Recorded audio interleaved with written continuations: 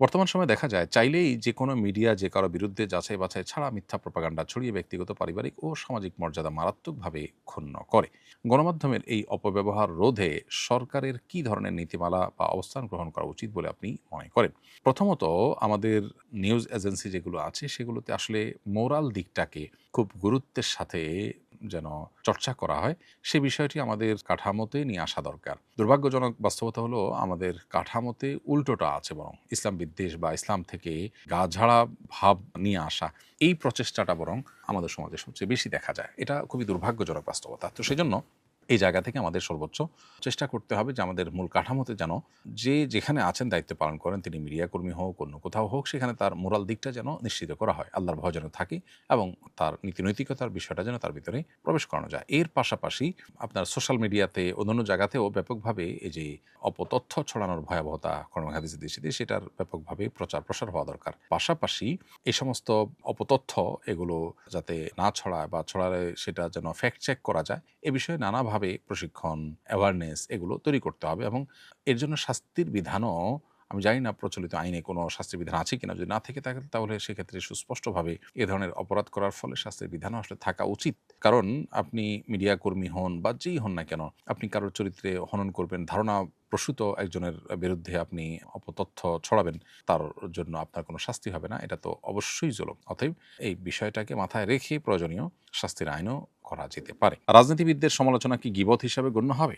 রাজনীতিবিদ হয়ে গেলে তাদের সমালোচনা জায়েজ হয়ে যাবে না, হালাল হয়ে যাবে না। তবে হ্যাঁ, রাজনীতিবিদদের এমন কোনো কর্মকাণ্ডের সমালোচনা আপনার নিষিদ্ধ গীবতের আওতায় পড়বে না, যেটার ফলে জাতির ক্ষতি হয়।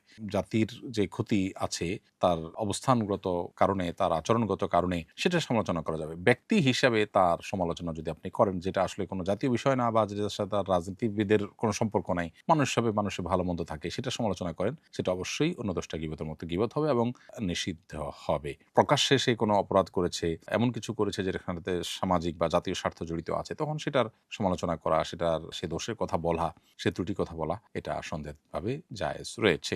আমি মসজিদের মুয়াজ্জিন, সরকার কর্তৃক ঈদ ভাতা প্রদানের জন্য নির্ধারিত ফরমে অন্য কোনো উপার্জন আছে কিনা অপশনে আমি না লিখেছিলাম, অথচ আমার একটি ছোট বিজনেস আছে যেটা আমি অতি সত্বর বন্ধ করে দেব।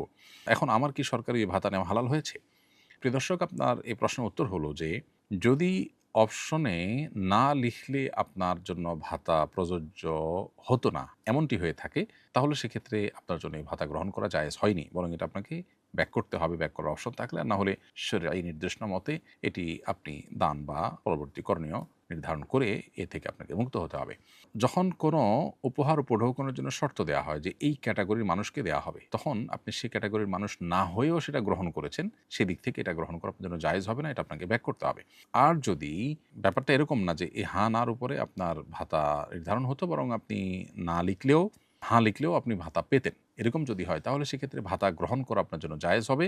কিন্তু আপনি মিথ্যা যে লিখেছেন সেজন্য অবশ্যই গুনাহ হয়েছে এবং এর জন্য আল্লাহ রাব্বুল আলামিনের কাছে তবে নাসুহা করতে হবে। পার্থিব সামান্য একটু সুবিধা পাওয়ার জন্য একজন ঈমানদার মিথ্যা বলতে পারেন না। আল্লাহর ভয় তার অন্তরে পরিপূর্ণভাবে সদা জাগরুক রাখতে হবে এবং রাখা উচিত আমাদের। সুদের টাকা গরিব মিসকিনকে না বলে দেয়া যাবে কিনা? উত্তর হলো, আপনি সুদের টাকা দান করে দিতে হবে। এখন গরিব মিসকিনকে দিলে তারা মনোকষ্ট পেতে পারে, এরকম যদি চিন্তা থেকে না বলে দেন, তাতে জায়েজ হবে। কারণ তার জন্য ভোগ করা তো জায়েজ। অতএব তাকে বলে দেওয়া আবশ্যক নয়।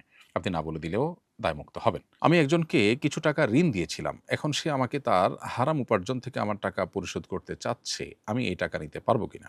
উত্তর হলো, যিনি আপনাকে ঋণ পরিশোধ করছেন তিনি যদি স্পষ্ট করে বলেন যে এটা তার হারাম উপার্জন থেকেই তিনি দিচ্ছেন, তাহলে সেটা আপনি নিবেন না, গ্রহণ করবেন না, বরং হালাল অর্থ থেকে উপার্জন করতে তাকে বলবেন। আর যদি সে স্পষ্টভাবে এরকম কিছু না বলে, তাহলে সেক্ষেত্রে আপনার শুধু সন্দেহের বশবর্তী হয়ে এটিকে অ্যাভয়েড করার প্রয়োজন নেই, বরং আপনি গ্রহণ করতে পারেন।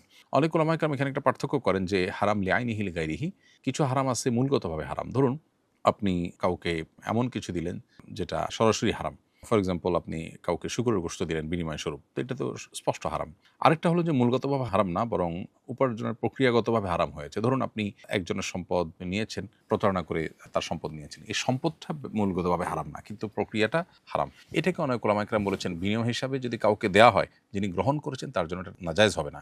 কিন্তু যিনি দিয়েছেন দাতা, তিনি সর্বাবস্থায় গুনাহগার হবেন। খোলাসা কথা হলো যে স্পষ্ট যদি আপনি জানেন তাহলে আপনার জন্য না নেওয়াটাই উচিত। আর যদি আপনি স্পষ্ট না জানেন তাহলে সন্দেহ করে এটাকে গ্রহণ করতে অস্বীকৃতি জানাতে আপনি বাধ্য নন। আর্মিতে যোগদানের ক্ষেত্রে ৩ বছরের ট্রেনিং করতে হয়। এই ট্রেনিংয়ে ক্লিন শেভ থাকা বাধ্যতামূলক। প্রতিদিন দাড়ি শেভ না করলে শাস্তি দেওয়া হয়। পরবর্তীতে ট্রেনিং শেষে অফিসার পদে যোগদান করার পর ঊর্ধ্বতন কর্মকর্তার অনুমতি সাপেক্ষে দাড়ি রাখা যায়। এক্ষেত্রে একজন মুসলিমের কি করণীয়? এই চাকরির জন্য ৩ বছর দাড়ি শেভ করা যাবে কিনা? প্রথম কথা হলো, একটি মুসলিম রাষ্ট্রে এই ধরনের নিয়ম থাকাটা খুবই দুর্ভাগ্যজনক। আমরা আশা করব সংশ্লিষ্ট যারা আছেন তারা এই নিয়ম পরিবর্তন করবেন। মুসলিম সমাজে ইসলাম যেটাকে অ্যালাউ করে না, সেরকম কোনো কিছু করতে বাধ্য করা, এটা মানুষের মৌলিক যে তার অধিকার আছে সেটা খর্ব করার শামিল। আমি মনে করি যে এই জায়গাটাতে পরিবর্তন আনবার যথেষ্ট সুযোগ আছে। আমি আবারও উদাত্ত আহ্বান রাখতে চাই সংশ্লিষ্টদের কাছে, তারা যেন আল্লাহর ভয়ে এই বিষয়টিকে সংশোধন করেন। বাকি যে জিনিসটা আসলে নাজায়েজ করে সেটা তো আসলে সর্বাবস্থায় নাজায়েজ হয়। বিশেষ করে আপনার কোনো একটা সুযোগ সুবিধা পাওয়ার জন্য আপনি কোনো একটা গুনাহের কাজ করতে পারেন না। তারপরেও যদি কেউ করে ফেলেন তাহলে তিনি তওবা করলে আল্লাহ তাআলার কাছে আশা করা যায় আল্লাহ তাআলা ক্ষমা করবেন। ছেলে ও মেয়ে গোপনে বিয়ে করেছে। বিয়ের সময় সেখানে তারা ব্যতীত দুজন উপস্থিত ছিল। তাদের মধ্যে একজন বধির, যিনি তাদের কথাবার্তা কিছুই শোনেননি। স্বামী নিজেই বিয়ের খুতবা দেন এবং স্ত্রীর পক্ষ থেকে ইজাব হিসেবে বলা হয়, আমি আপনার সাথে থাকতে চাই। এই বিয়ে কি সহিহ হয়েছে? মৌলিকভাবে কথা হলো যে বিয়ে আসলে গোপনে করার বিষয় না, বিয়ে প্রকাশ্যে হওয়া উচিত। এবং নবী সাল্লাল্লাহু আলাইহি ওয়াসাল্লামের কোনো হাদিস রয়েছে এই মর্মে, যেমন আলিনু হাদান নিকাহ, তোমরা বিয়েকে ঘোষণা করো, ফাইন্নাহু নিকাহু লাইসা বিসিফা, কারণ এটা বিয়ে, এটা কোনো ব্যভিচার নয়, অতএব এটা প্রকাশ্যে করো, বলে কয়ে করো, জানিয়ে শুনিয়ে করো। অতএব গোপনে করা এটা বিবাহের যে সুন্নাহ সেটা নয়। তারপরও যদি কোনো প্রাপ্তবয়স্ক ছেলে মেয়ে তারা বিবাহের অন্যান্য সব শর্ত পূরণ করে তারা মানুষকে না জানিয়ে একান্তে বিয়ে করে, যেমন সাক্ষীদের কথা বলা হচ্ছে এখানে, সাক্ষীদের উপস্থিতি যদি থাকে তাহলে বিয়ে শুদ্ধ হতে পারে। কিন্তু দুজন সাক্ষীর উপস্থিতির মধ্যে একজন সাক্ষী যদি বধির হন, যিনি আসলে কিছু শুনতে পাননি, তাহলে বিয়ে বিশুদ্ধ হয়নি। কারণ দুজন সাক্ষী মূলত প্রস্তাব এবং সম্মতি শুনতে হবে। প্রস্তাব এবং সম্মতি এইটা শোনা জরুরি, এবং এটা যেহেতু একজন শুনতেই পাননি বিধায় এই বিয়ে বিশুদ্ধ হয়নি। আসুন্নাহ ফাউন্ডেশন, উম্মার স্বার্থে সুন্নাহর সাথে।